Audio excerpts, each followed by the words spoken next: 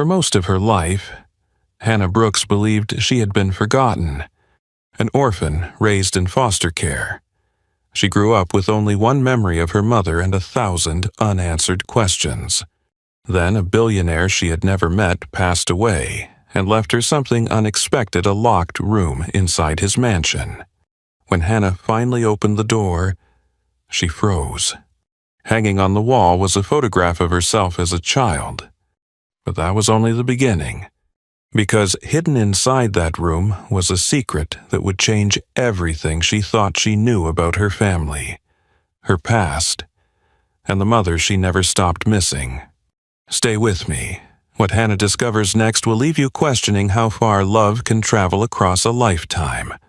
No one expected Hannah Brooks, a 25-year-old orphan with a second-hand coat, a silver necklace, and a heart full of unanswered questions, to become the center of a story that would uncover secrets buried for decades. She wasn't looking for adventure. She wasn't chasing fortune. If you had asked Hannah what she wanted most in life, she wouldn't have said money. She would have said family. Not a perfect family. Just one. One place where someone would be happy to see her walk through the front door. One place where she didn't feel like a visitor. Because for most of her life, Hannah Brooks had been exactly that. A visitor. She was only 5 years old when her mother died in what authorities called a tragic car accident outside the small town of Cedar Creek. There was no father listed on her birth records. No grandparents. No aunts. No uncles. No one came looking for her. By the time she turned 18, Hannah had lived with 8 different foster families. Some treated her kindly. Some barely remembered her name. None of them lasted. She still remembered her 18th birthday. Most teenagers spent that day dreaming about freedom. Hannah spent hers sitting alone on a narrow bed in a foster home, holding a cupcake one of the staff members had bought on the way to work. No gifts, no cards, no family. When the candle burned out, she made the same wish she had made every year. Please, let there be someone out there who remembers me. Years passed. The wish never changed. At 25, Hannah lived in a tiny apartment outside Albany and worked restoring antique furniture. She loved taking broken things apart and bringing them back to life, maybe because she secretly hoped people could be repaired too. The only thing she still carried from childhood was a silver heart-shaped necklace her mother had left behind. Some people leave foster care with boxes full of memories. Hannah left with a single necklace. That was all she had. Inside the locket was a faded photograph of her mother and a sentence she had memorized long ago. No matter what happens, I'll always find my way back to you. On lonely nights, Hannah would hold that necklace and wonder if anyone in the world still remembered her mother's name. Then, on a rainy Thursday morning, everything changed. Her phone rang. The caller introduced himself as an attorney representing the estate of Richard Whitmore, a billionaire businessman who had died only days earlier. Hannah assumed it was a mistake. She had never met the man, never heard his name. But before she could end the call, the attorney said something that made her blood run cold. In his will, Mr. Whitmore left one final instruction. A pause. A locked room inside his mansion is to be opened by one person, and one person only. Another pause. That person is Hannah Brooks, and for the first time in 20 years, someone seemed to know exactly who she was. The Whitmore estate was even larger than Hannah had imagined. The mansion sat alone on a wooded hill overlooking Cedar Creek, surrounded by towering pine trees that seemed to stretch endlessly into the gray autumn sky. The long gravel driveway curved through the forest like a forgotten road leading to another world. As Hannah stepped out of her car, she felt a strange knot form in her stomach. Not because the mansion was intimidating, because she still couldn't answer the question that had been haunting her ever since the lawyer's phone call. Why me? Why would a billionaire she'd never met leave her a locked room in his will? The massive front door opened before she reached it. An elderly man stood waiting. His suit was perfectly pressed. His silver hair was neatly combed. Though age had bent his shoulders slightly, there was still something dignified about him. "Miss Brooks," he said warmly, "Hannah is fine." The old man smiled. "My name is Walter Hayes. I've worked for the Whitmore family for more than 40 years. For a moment, Walter simply looked at her. Not rudely, not curiously, almost sadly, as though he knew something she didn't, as though he had been waiting for this day for a very long time. "You knew I was coming?" Hannah asked. Walter's smile faded slightly. "Yes." "How?" The old man hesitated, then quietly replied, "Because Mr. Whitmore always believed you would." The answer sent a chill through her. Before she could ask another question, Walter motioned for her to follow him inside. The mansion felt strangely silent. Dust covered crystal chandeliers. White sheets draped over furniture. The air carried the faint scent of old books and wood polish. It didn't feel abandoned. It felt paused, as though the entire house had been holding its breath. They walked through a grand hallway lined with empty spaces on the walls. Hannah frowned. Were there paintings here? There used to be. What happened to them? Walter glanced away. "Mr. Whitmore removed them years ago." "Why?" The old man was quiet for several seconds. Then he answered softly. He said they reminded him of people he couldn't save. The words lingered in Hannah's mind. People he couldn't save. There was pain hidden inside that sentence. Pain she didn't yet understand. At the end of the hallway stood a single wooden door. Unlike the rest of the mansion, it looked almost new. The brass handle shined. No dust. No scratches. No signs of age. Walter reached into his coat pocket and removed an old bronze key. "This is the room mentioned in the will." Hannah stared at it. "Nobody has gone inside." Walter shook his head. "Not since it was locked. 25 years. 25 years. Not even you." "No." "Why?" "Because Mr. Whitmore gave very specific instructions." Walter placed the key into her hand. Only Hannah Brooks. The hallway suddenly felt colder. She looked at the key, then at the door, then back at Walter. Part of her wanted to leave. Part of her wanted to pretend none of this was happening.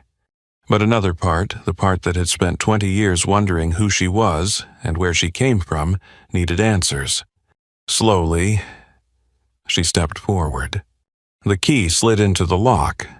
A soft click echoed through the hallway. The door opened. The room beyond wasn't what Hannah expected. There were no stacks of money, no priceless treasures, no hidden fortune. Instead, it looked surprisingly ordinary. A large wooden desk sat near a stone fireplace. Bookshelves lined the walls. Storage boxes filled the corners. The room felt lived in, personal, as though someone had only stepped away for a moment. Then Hannah noticed the photographs, hundreds of them, covering nearly an entire wall. Her feet stopped moving. Her heart skipped. She walked closer and froze. The first photograph showed a little girl sitting on a swing, 6 years old, dark hair, blue jacket, a shy smile. Hannah. Her hands began to shake. No. She picked up the frame, looked closer. There was no mistake. It was her. Another photograph. Hannah leaving elementary school. Another, standing in line at a middle school graduation. Another, working behind the counter at a diner during her first job. Another, carrying boxes into her apartment. Year after year, moment after moment. Photographs documenting her life. Her entire life. A cold wave rushed through her body. Someone had been watching her. For nearly 20 years. Oh my God. The words escaped in a whisper. She turned toward Walter. Who took these? The old man's face had gone pale. I don't know. You expect me to believe that I'm telling you the truth. Then why would Richard Whitmore have pictures of me? Walter swallowed hard. His eyes drifted toward the photographs, then back to Hannah, and when he finally spoke, his voice was barely above a whisper. Because he never stopped looking. The room fell silent. Hannah stared at him. What does that mean? But Walter didn't answer. Instead, he walked to the desk and carefully placed a small wooden box in front of her. I think your answers are in here. The box was old and worn from years of use. Hannah lifted the lid. Inside were dozens of envelopes, neatly stacked, every single one addressed to the same person, Hannah Brooks. Her breath caught in her throat. The first envelope was dated 17 years earlier. The next 16, then 15, then 14. Year after year, letter after letter. None of them had ever been mailed. Someone had been writing to her for almost 2 decades, and never sent a single one. At the very bottom of the box lay one final envelope.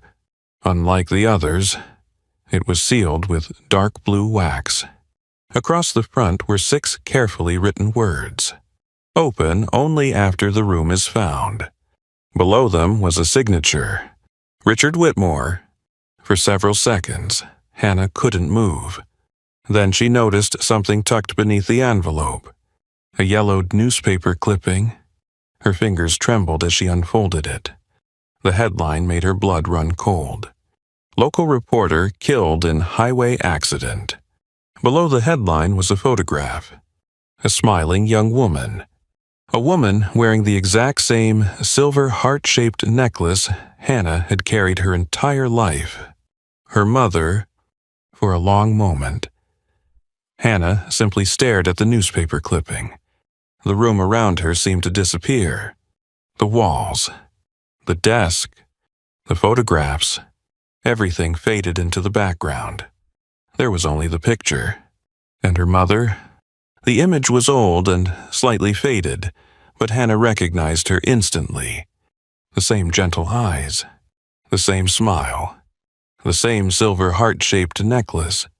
The necklace Hannah had worn every day since she was 5 years old. Her hands trembled as she lowered herself into a chair. For years, she had searched for pieces of her mother. A photograph, a story, anything. Now, suddenly, she was sitting in a room filled with answers she wasn't sure she was ready to hear. "What is this?" she whispered. Walter stood quietly beside the fireplace.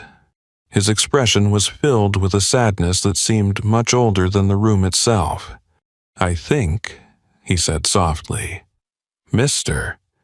Whitmore wanted you to discover the truth in your own time."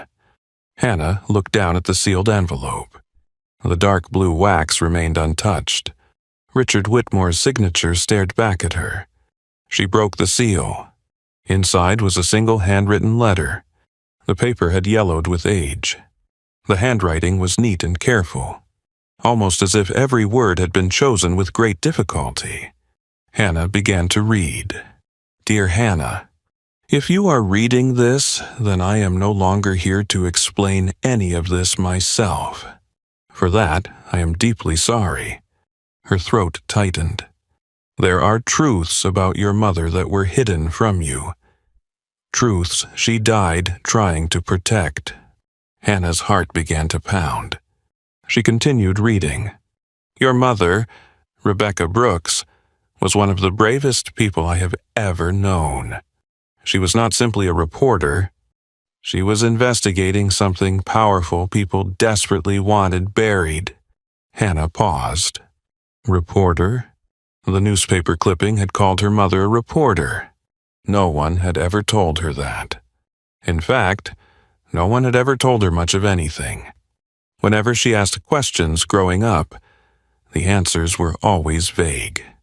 The records were incomplete, the details missing. Now she was beginning to understand why. She kept reading. 20 years ago, Rebecca uncovered evidence that several influential families in Cedar Creek were involved in the illegal alteration of foster care and adoption records. Children disappeared from official files. Names were changed. Identities were erased. Families searching for their children were told lies. Hannah felt a cold sensation spread through her chest. The photographs on the wall suddenly seemed different, more important, more frightening. Richard's words continued. Your mother intended to expose everything. But before she could publish her findings, she realized she and her daughter were in danger. Hannah stopped breathing. Her daughter? Me. The realization struck her like a wave. This wasn't just a story about corruption. This wasn't just history. This involved her. Directly, the letter trembled in her hands. 3 days before her death, Rebecca came to me. She was frightened. Not for herself. For you. A tear rolled down Hannah's cheek. Without realizing it, she reached up and touched the necklace around her neck. The same necklace her mother had worn. The same necklace shown in the photograph. The same necklace she had carried through every foster home. Every lonely birthday. Every Christmas spent watching other children open presents from their families. Richard's letter continued. That night, she made me a promise, and then she asked me to make one in return. If anything happened to her, I was to protect you. Hannah closed her eyes. For a moment, she couldn't continue. The room had become painfully quiet. Even Walter said nothing. Finally, she forced herself to read the next paragraph. I failed to save Rebecca. That is a regret I carried every day for the rest of my life. But I did everything I could to keep my promise to her. Hannah remembered the wall of photographs. The letters. The years. Richard had been watching over her. Not as a stranger. Not out of curiosity. But because of a promise made to her mother. Her eyes drifted back toward the photographs. For the first time, she no longer felt frightened by them. Instead, she felt something else, a feeling she had never experienced before. Someone had cared. All those years, when she thought she was alone, someone had cared. Richard's letter ended with one final paragraph. Everything you need to know is hidden within this room. The evidence, the names, the truth about your mother's death. I was never able to finish what Rebecca started. Perhaps you can forgive me for not telling you sooner. And never doubt this. Your mother loved you more than her own life. The letter slipped from Hannah's fingers. Tears streamed down her face. 20 years. 20 years believing she had been forgotten. 20 years believing her mother's death had been a random tragedy. Now everything she thought she knew was beginning to unravel. But before she could gather her thoughts, something else caught her attention. One of the storage boxes near the desk. Unlike the others, it had a red tag attached to it. Across the tag were 3 handwritten words. For Hannah only. Slowly, Hannah approached it. Her pulse quickened. She opened the box. Inside were dozens of folders, each carefully labeled photographs, witness statements, financial records, newspaper drafts, investigation notes. And then she saw a familiar name, Rebecca Brooks. Her mother's file. Beneath it was another, Hannah Brooks. Her own. And beneath both of them was a third folder, a folder marked with a name she had never seen before. Yet, somehow, the moment she read it, a chill ran down her spine, because someone had crossed the name out in red ink. Again, and again, and again, as though they desperately wanted it erased. The name was followed by only 3 words: "Do not trust him." And for the first time since arriving at the mansion, Hannah realized that the danger her mother had faced 20 years ago might not be over. It might only be beginning. For a long time, Hannah simply sat on the floor beside the open box. The mansion had grown dark around her. Outside, evening shadows stretched across the forest. Inside the room, only the soft glow of a desk lamp illuminated the mountain of files Richard Whitmore had left behind. She should have gone home. She should have walked away. Anyone with common sense would have. Instead, she found herself reaching for her mother's folder. For 20 years, Rebecca Brooks had been little more than a photograph and a memory. A voice Hannah could no longer remember. A face she was afraid of forgetting. Now, for the first time, she was holding pieces of her mother's life in her own hands. The first document was a newspaper article. Rebecca's byline appeared at the top. Hannah stared at it. She had never seen her mother's name printed anywhere before. Never seen proof that she had once existed beyond a birth certificate and a death report. As she began reading, something unexpected happened. The image she had carried of her mother all these years started to change. Growing up, Hannah had imagined Rebecca as fragile, a victim, someone unfortunate enough to be caught in the wrong place at the wrong time. But the woman described in these articles was nothing like that. Rebecca Brooks had been fearless. The reports detailed investigations into corruption, financial fraud, and abuse of power throughout the region. She had challenged politicians, questioned wealthy business owners, demanded answers when others remained silent. Again and again. Hannah found notes in the margins of documents written in her mother's handwriting. Questions, observations, warnings. The deeper Hannah read, the clearer one truth became. Her mother had known exactly how dangerous her investigation was becoming. Yet she never stopped. A sudden wave of emotion washed over Hannah. All her life, she had viewed herself as the tragic part of the story. The orphan, the abandoned child, the girl nobody came back for. Now she realized something she had never considered. Her mother hadn't abandoned her. Her mother had fought for her.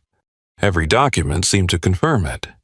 Every note, every interview, every piece of evidence. Rebecca Brooks had been trying to expose people who were exploiting vulnerable children. Children exactly like Hannah.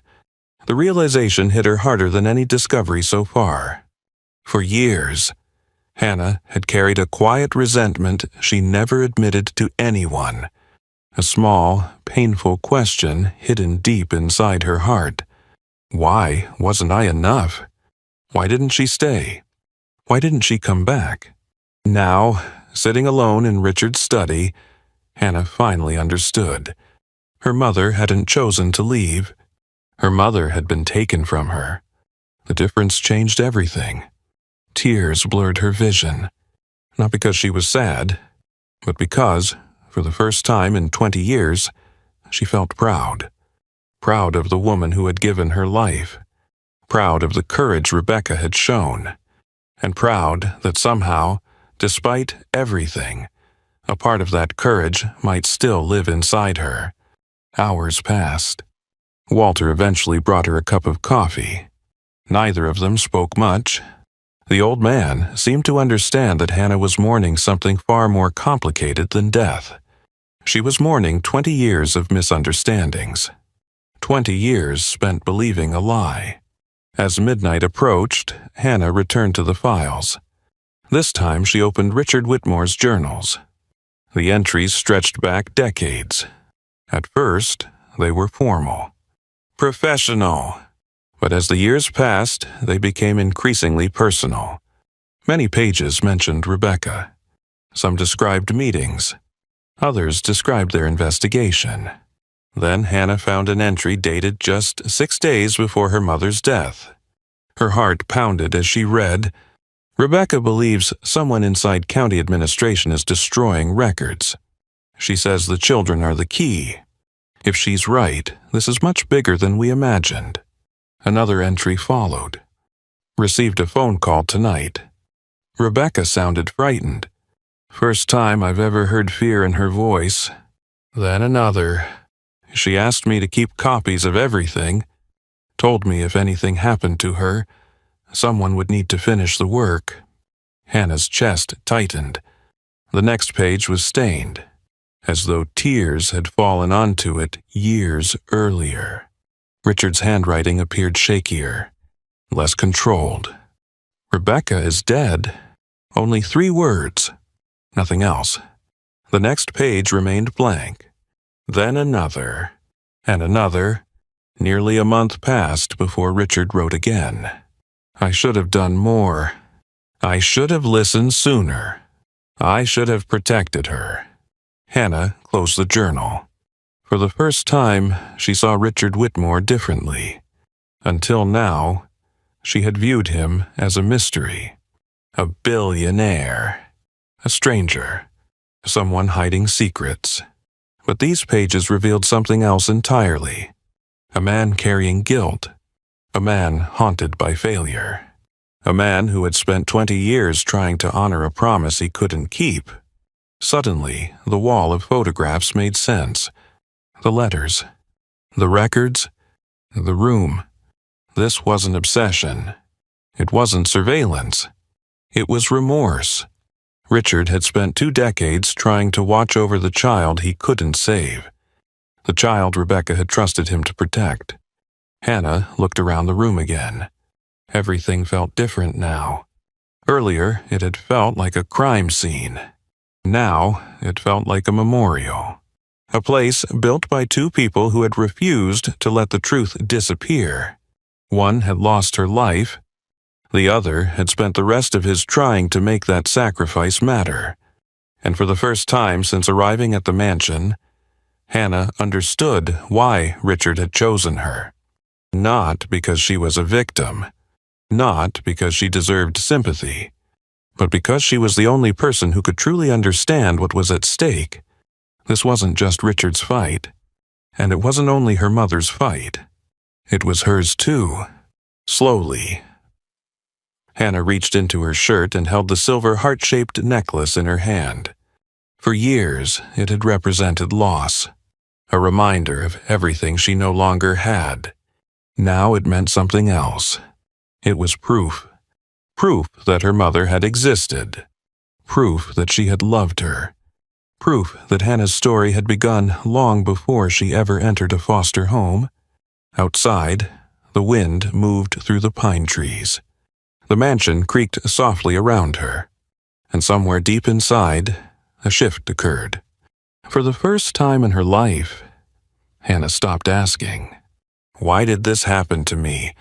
and began asking, "What am I supposed to do with the truth?"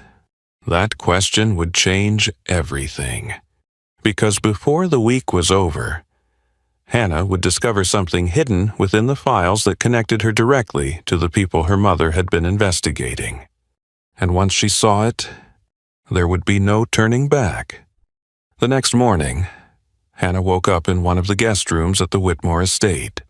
She hadn't intended to stay overnight, but sometime around 2 in the morning, exhaustion had finally caught up with her. Now, as sunlight filtered through the tall windows, she found herself staring at the ceiling, trying to convince herself that everything she'd discovered the day before had actually happened. Her mother had not been an ordinary reporter. Richard Whitmore had not been a stranger, and the story she'd believed about her life for 20 years was beginning to unravel. Yet one question lingered above all the others. What now? For the first time, Hannah possessed something she had never had before. Not answers, not closure, but direction. The investigation that had consumed her mother's final months and Richard's final decades was now sitting inside dozens of boxes downstairs. And somehow, whether she liked it or not, it had become part of her story. After breakfast, Walter led her back to the locked room. Several folders were already spread across the large wooden desk where she'd left them. "Did you sleep at all?" Walter asked. "A little." You look like your mother." The words caught Hannah off guard. Walter immediately looked away, as though he hadn't meant to say them aloud. "You knew her?" The old man nodded. "She used to come here often?" Hannah sat down slowly. What was she like? Walter smiled faintly. The kind of person who made everyone else braver. For a moment, neither of them spoke. Then Walter opened one of the folders. "There's something Richard wanted you to see." Inside were dozens of photographs and interview transcripts. At first, they seemed unrelated. Different families, different years, different locations. But the more Hannah studied them, the more she noticed a pattern. Every family had reported a missing child. Every case had been closed quickly. Every investigation had ended without answers. And every case involved the same county adoption office. A chill ran through her. Richard hadn't been investigating a single tragedy. He'd been investigating a system that had operated for decades. And according to the files, many of the people involved were still alive, still powerful, still respected. That realization should have frightened her. Instead, it made her angry. For years, she had believed she was unlucky. One child lost in a broken system. Now she was beginning to understand something much larger. There were hundreds of children, hundreds of families, hundreds of lives altered forever. And most of them had never learned the truth. That afternoon, Hannah continued sorting through the Richards records. Near the bottom of one box, she found a sealed envelope addressed to a woman named Ava Reynolds. Attached to it was a note written in Richard's handwriting. "If anything happens to me before the investigation is finished, give this to Ava. She'll know what to do." "What do you know about her?" Hannah asked. Walter's eyes widened slightly. "Ava Reynolds." He leaned back in his chair. "She's probably the last journalist Richard trusted." The name sounded familiar. A few moments later, Hannah searched online. The results appeared immediately. Ava Reynolds was an award-winning investigative reporter known for exposing corporate fraud and government corruption. More importantly, she'd built a reputation for taking on cases everyone else was afraid to touch. Hannah stared at the screen. Maybe this was why Richard had left the note. Maybe he had known she couldn't do this alone. That evening, after nearly an hour of hesitation, Hannah called the number she found online. To her surprise, Ava answered. "Hannah Brooks," she said nervously. "I think I have something that belonged to Richard Whitmore." Silence. Then a sharp intake of breath. "Where are you?" Ava asked. The question came so quickly it startled her. "At his estate." "I'm leaving now." The call ended. No questions. No explanations. Just certainty. For the first time, Hannah felt something she hadn't felt since arriving at the mansion. Hope. The next day, Ava arrived just after noon. She was in her early 40s, confident, sharp-eyed, and carrying a notebook that looked as though it had traveled through 100 investigations. The moment she stepped into Richard's study, her expression changed. Not surprise. Recognition. She walked slowly toward the wall of photographs, toward the files, toward the stacks of evidence. Then she looked at Hannah. "He really did it." "What do you mean?" Ava's voice softened. "For years, Richard told me he was collecting proof. He said he was building a case that would expose everything. He just never told me how much he'd found." For the next several hours, the two women reviewed documents together. Piece by piece, folder by folder, a picture began to emerge. A disturbing one. The corruption reached further than anyone imagined. Property records, adoption files, political donations, missing evidence, witness intimidation. The network touched nearly every corner of Cedar Creek's history. At one point, Ava stopped reading and looked directly at Hannah. "Do you understand what this means?" "I think so." "No." Ava shook her head. "I don't think you do."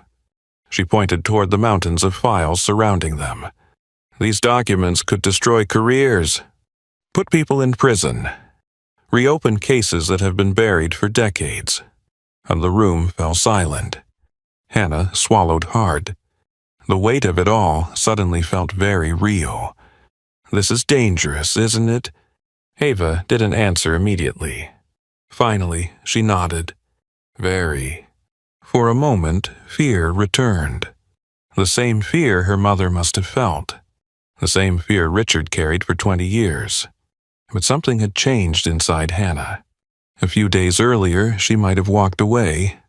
A few days earlier, she would have convinced herself someone else could handle it. Not anymore.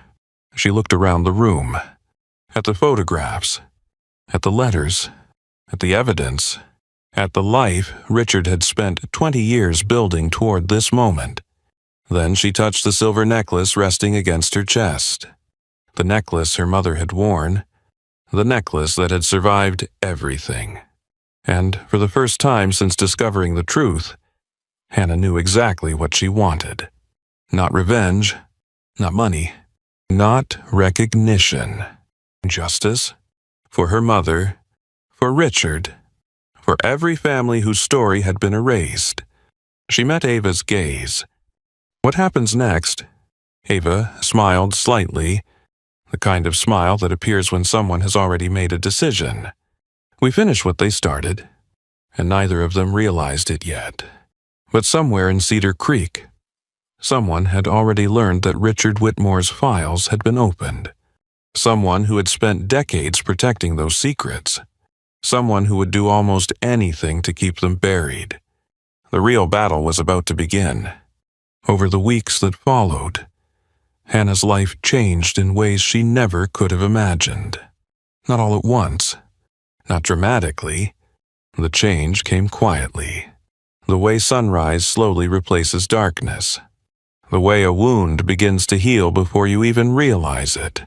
Every morning, she sat inside Richard Whitmore's study alongside Ava Reynolds, sorting through decades of records.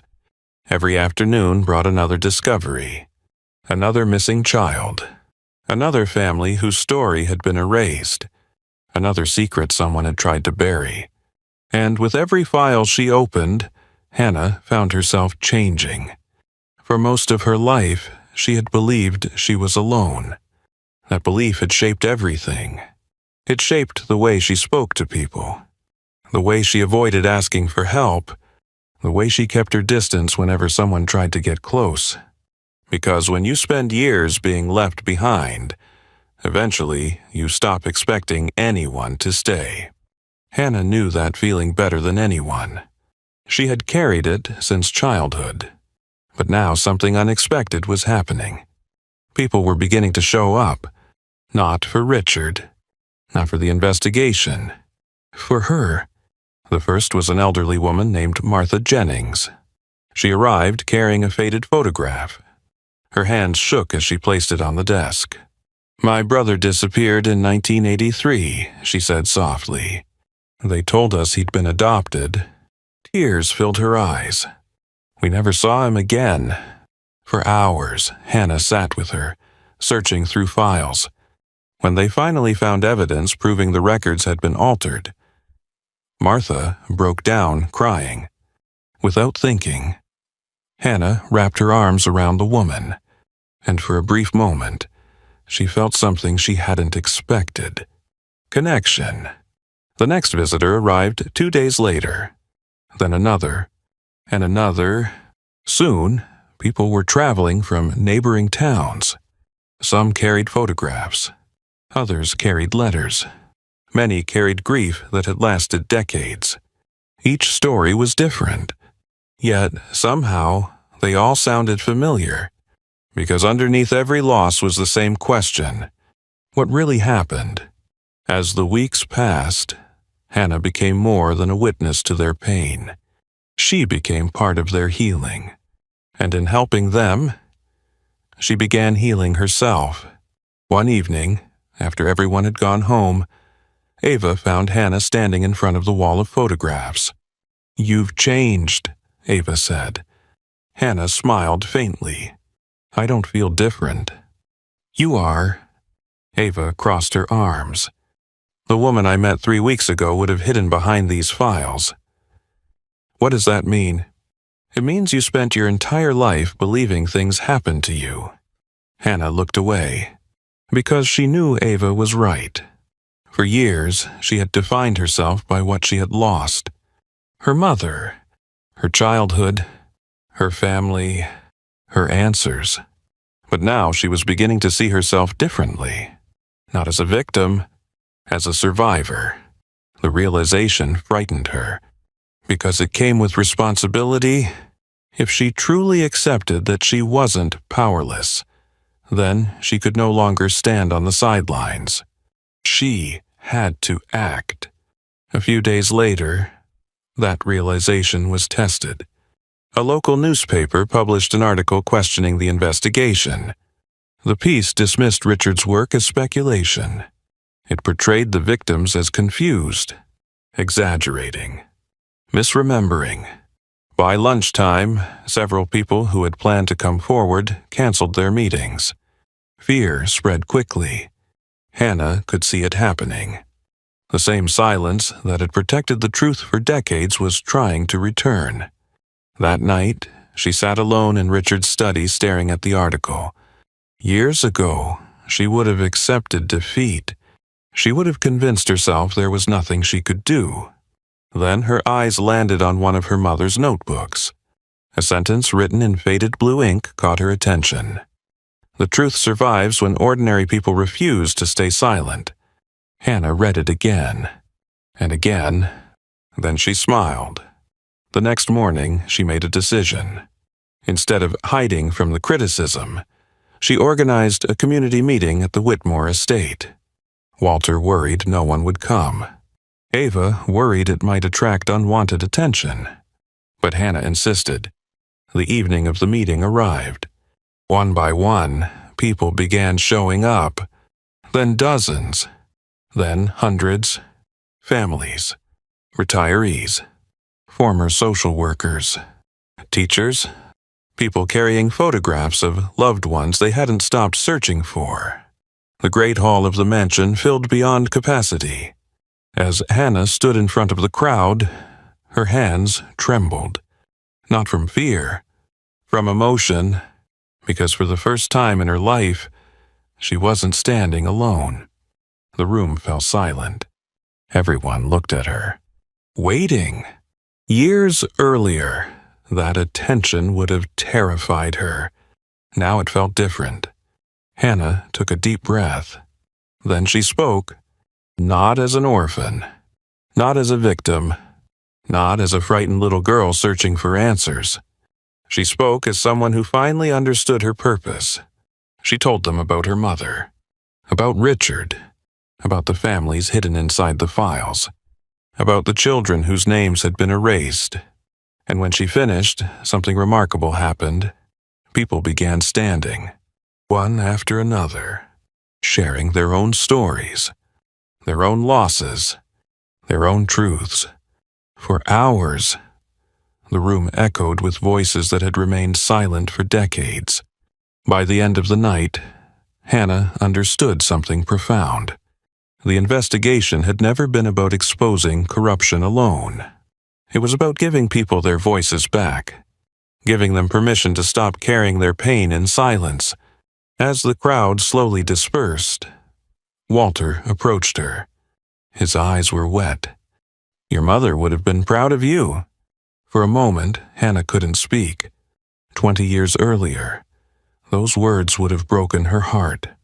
Now they healed it, because for the first time, she believed them. Later that night, after everyone had gone home, Hannah stood outside beneath the stars. The cool wind moved through the pine trees surrounding the estate. She reached up and touched the silver necklace resting against her chest. The same necklace she had carried through every foster home, every lonely birthday, every unanswered question. For years, it had symbolized loss. Now it symbolized something else. Legacy, hope, courage. The frightened girl who had arrived at the mansion was disappearing. In her place stood someone stronger, someone ready to finish what Rebecca Brooks and Richard Whitmore had started. Someone willing to fight for the truth no matter the cost. And deep down, Hannah sensed that cost was coming. Because while the community was finally finding its voice, the people responsible for those secrets were growing desperate. And desperate people often make dangerous choices. The storm that had been building for decades was finally approaching, and Hannah was standing directly in its path. The storm arrived sooner than anyone expected. 3 days after the community meeting at the Whitmore estate, Ava Reynolds received a phone call from one of her longtime contacts inside state government. The voice on the other end sounded nervous, urgent, and frightened. By the time she hung up, the color had drained from her face. "What is it?" Hannah asked. Ava looked at her carefully. "The state has opened a formal investigation." For a moment, Hannah wasn't sure she had heard correctly. After decades of silence, after decades of buried files and unanswered questions, someone was finally listening. The news spread quickly. Within days, investigators began reviewing records that had been untouched for years. Former employees were questioned. Archived documents were reopened. Witnesses who had spent decades living in fear finally came forward. And for the first time, the people responsible realized they were losing control. The pressure grew with every passing week. Names that had once carried power now appeared in headlines. Families long dismissed as confused or mistaken were finally being heard. Old lies began collapsing under the weight of the truth. Yet, amid all the media attention, all the interviews, and all the public interest, Hannah found herself focused on something much smaller, something far more personal. One afternoon, Walter quietly entered Richard's study carrying a small wooden box. "I found this in Mr. Whitmore's private safe." Hannah looked up. The box was old, beautifully crafted, its corners worn smooth with age. Attached to the lid was a note. For Hannah, her hands trembled as she opened it. Inside were several photographs she had never seen before. Photographs of her mother, not as a reporter, not as an investigator, simply as a young woman, laughing, smiling, living. Then she found something else, a sealed envelope. The handwriting immediately caught her attention. She recognized it from the notes Richard had preserved throughout the room. But this wasn't Richard's writing. It belonged to Rebecca Brooks, her mother. The letter had never been opened. Slowly, Hannah unfolded the paper. The first words brought tears to her eyes. "My sweet Hannah." She stopped reading, closed her eyes, and took a shaky breath. For 20 years, she had dreamed of hearing her mother's voice again. Now, somehow, she continued, "If you're reading this, then life didn't unfold the way I hoped it would. I wanted to be there for every birthday, every scraped knee, every first day of school, every moment that mattered. But if I can't be there, I need you to know something." Tears slipped down Hannah's face. "None of this was ever your fault. Not one single day. You were the greatest joy of my life. And if I had to choose all over again, I would still choose you." The room blurred through her tears. 20 years. 20 years of wondering. 20 years of questions.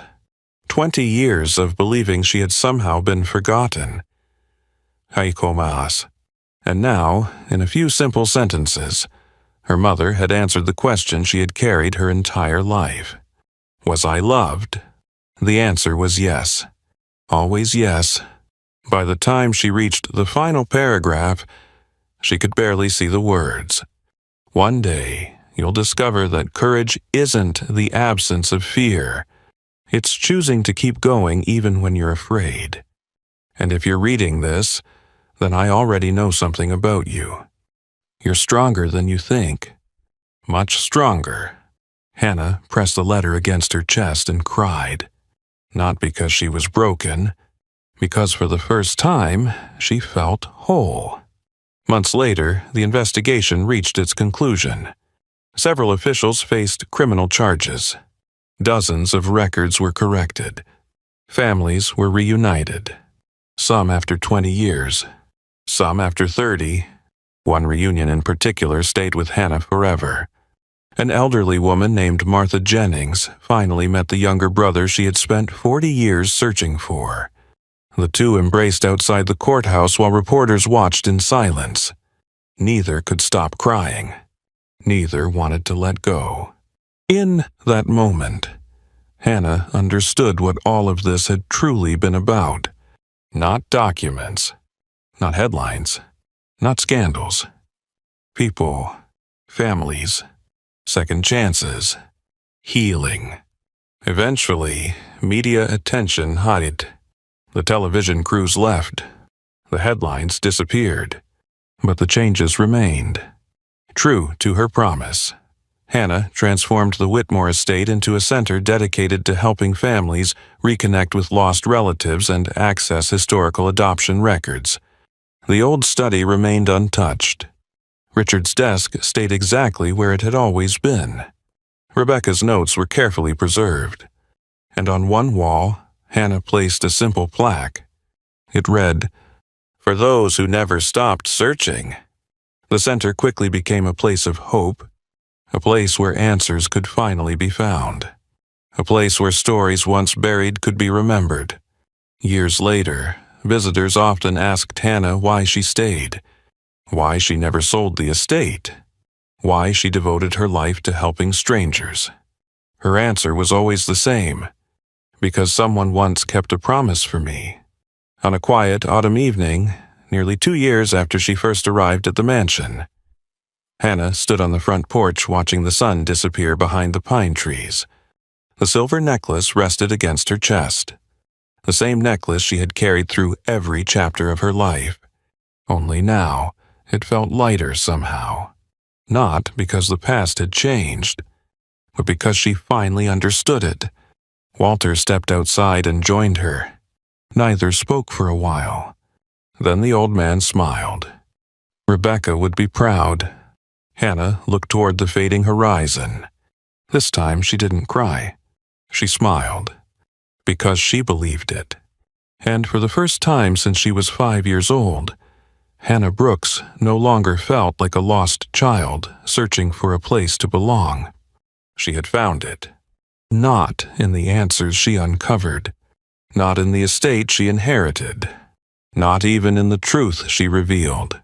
She found it in the people she helped, the promises she honored, and the love that had quietly followed her all along. Sometimes the greatest inheritance isn't money. Sometimes it isn't property. Sometimes it isn't even the truth. Sometimes the greatest inheritance is discovering that you were loved more deeply than you ever knew. And that knowledge can change a life forever. A few years later, the Whitmore estate had become a place where families came searching for answers. One evening, as Hannah prepared to close the front door, a little girl from a nearby foster home stopped her. The child looked up and quietly asked, "Do you think my mom still remembers me?" For a moment, Hannah couldn't speak, because once upon a time she had asked herself that very same question. She knelt beside the little girl and smiled. Every good mother remembers. Sometimes love takes longer to find its way back to us, but it never truly disappears. As the little girl walked away, Hannah touched the silver necklace hanging around her neck, and suddenly, She thought about the wish she had made every year as a child. Please let there be someone out there who remembers me. Now she finally knew the answer. Her mother remembered. Richard remembered. And because of the work they had started together, hundreds of families would never be forgotten again. Perhaps that's the lesson hidden inside Hannah's story. We often believe we're alone. We often believe we've been forgotten. But sometimes, love is still there, quietly, waiting for us to discover it. And sometimes, the greatest gift life gives us isn't wealth or success. It's finding out that we were loved all along, more than we ever knew. If this story touched your heart, tell us in the comments.